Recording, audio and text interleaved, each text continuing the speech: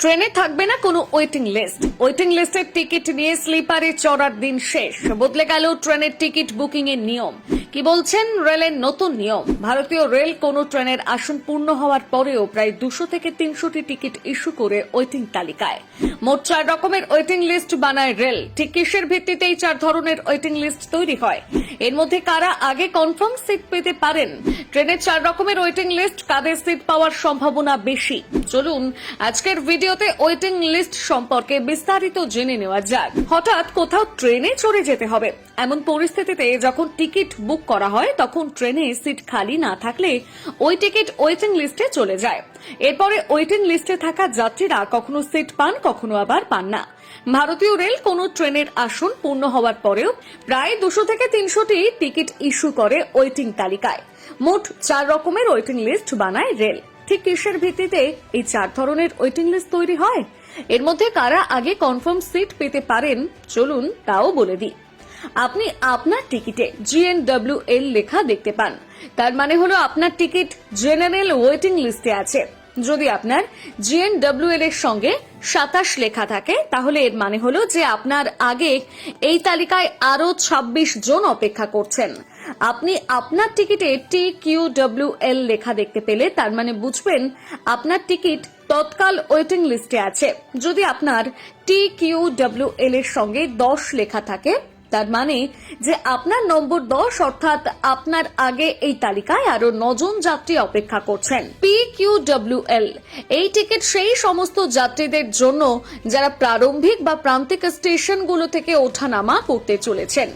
দূর দূরান্ত থেকে যেসব যাত্রী ট্রেন ধরতে আসেন তারা RSWL লেখা টিকিট পান। ট্রেনের স্টার্টিং স্টেশন থেকে পাওয়া যায় এমন ওয়েটিং লিস্টকে রোড সাইড ওয়েটিং লিস্ট বা RSWL বলা হয়। আগামী 4-5 বছরের মধ্যে রেলওয়ে থেকে বাদ দেওয়া হতে পারে ওয়েটিং লিস্টের ঝামেলা।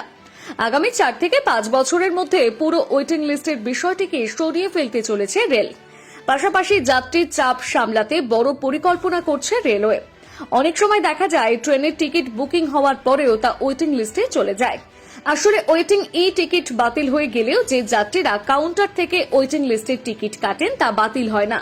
মূলত ওয়েটিং লিস্টের এই যাত্রীরাই রিজার্ভেশন বগিতে ওয়েটিং টিকিট নিয়ে বসে পড়েন। এর ফলে কনফার্ম টিকিটের যাত্রীরা বসার সিট পান না। তাই এই সমস্যার সমাধান করতেই এবার একটি বিশেষ অ্যাপ আনতে চলেছে ভারতীয় রেল। এবারে জানিয়ে দিচ্ছি কিভাবে কাজ করবে এই অ্যাপ। ট্রেনটি স্টেশন ছাড়ার পর টিটি হ্যান্ড হেল্ড ডিভাইসের মাধ্যমে সংরক্ষিত এবং অসংরক্ষিত আসনগুলোর ডেটা ফিড করবে। এরপর বগি সিট বার্থের রিজার্ভেশন লেআউট দেখা যাবে। ডেটা চেক করার পর কোচে নির্ধারিত সংখ্যার বেশি লোক দেখা গেলে এই নতুন অ্যাপের মাধ্যমে যাত্রীরা অভিযোগ জানাতে পারবেন। অ্যাপে অভিযোগ নথিভুক্ত হওয়ার সঙ্গে সঙ্গে বিস্তারিত তথ্য অটোমেটিকভাবে সিস্টেমে চলে যাবে এবং TTE কে অ্যালার্ট দেওয়া হবে। অভিযোগ পাওয়ার পর TTE সংশ্লিষ্ট রিজার্ভ কোচ থেকে বিনা অনুমতির যাত্রীদের সরিয়ে দেবেন। কোনো সমস্যা হলে তিনি RPF এর সাহায্য নেবেন। ভারতীয় রেলওয়ের নিয়ম অনুযায়ী যদি কোনো যাত্রী ট্রেনে কনফার্ম টিকিট না পান তারপরও তিনি ওয়েটিং টিকিট নিয়ে ট্রেনে ভ্রমণ করতে পারেন। এক্ষেত্রে আপনাকে শুধু রেল স্টেশনের টিকিট উইন্ডো থেকে টিকিট সংগ্রহ করতে হবে। তবে আপনি যদি অনলাইন থেকে টিকিট কাটেন তাহলে টিকিট কনফার্ম না হলে কিন্তু আপনি ওয়েটিং টিকিট নিয়ে ট্রেনে যাত্রা করতে পারবেন না। কেবলমাত্র যারা টিকিট উইন্ডো থেকে টিকিট কেটেছেন তারাই ট্রেনে চাপতে পারবেন। অনলাইনে টিকিট কেটে যদি সেই টিকিট কনফার্ম না হয় তাহলে সেই টিকিটের টাকা রিফান্ড করে দেওয়া হয়। যখন যাত্রীদের ট্রেন চার্ট বানানো হয় তখনই যে সমস্ত যাত্রীদের টিকিট কনফার্ম হবে না তাদের টিকিট মূল্য ফেরত দিয়ে দেওয়া হবে। এখন প্রশ্ন হলো বিনা কনফার্ম টিকিটে কিভাবে ট্রেনে সফর করবেন? যদি দেখেন ট্রেনের সমস্ত সিট বুকিং হয়ে গিয়েছে বা অনলাইনে কনফার্ম টিকিট পাচ্ছেন না তবে আপনি স্টেশনের টিকিট উইন্ডো থেকে বুক করুন। এরপর ট্রেনের টিকিট পরীক্ষকদের কাছে গিয়ে জানতে চাইতে পারেন যে চার্ট তৈরির পর কোনো সিট ফাঁকা রয়েছে কিনা।